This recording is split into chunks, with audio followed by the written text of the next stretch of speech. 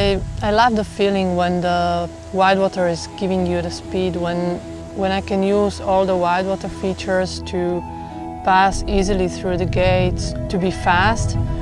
And canoe slalom is a very technical discipline, and I always focused on achieving the highest possible level of technical skills, because once you learn how to play with the water, you can be fast, you are not wasting your energy, and you can really enjoy paddling.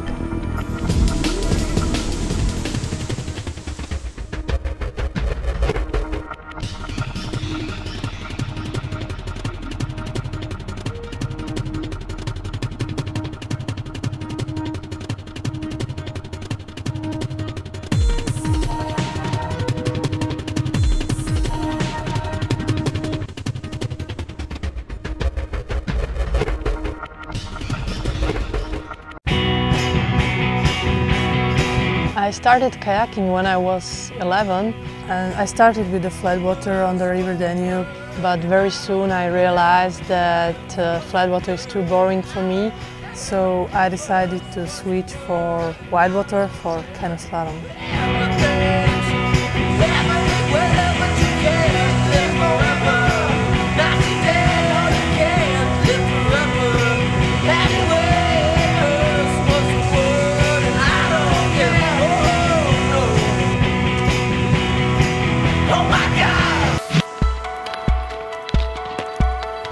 I have learned to set clear goals for my future and always find some way how to achieve them.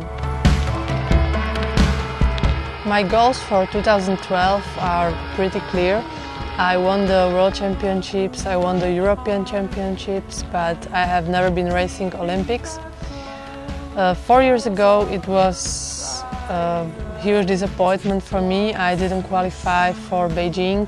And at that time it was a very tough and close battle between me and the current Olympic champion. Since then I grew up a little bit and I'm much more experienced, so I feel I'm ready to make my Olympic dream come true.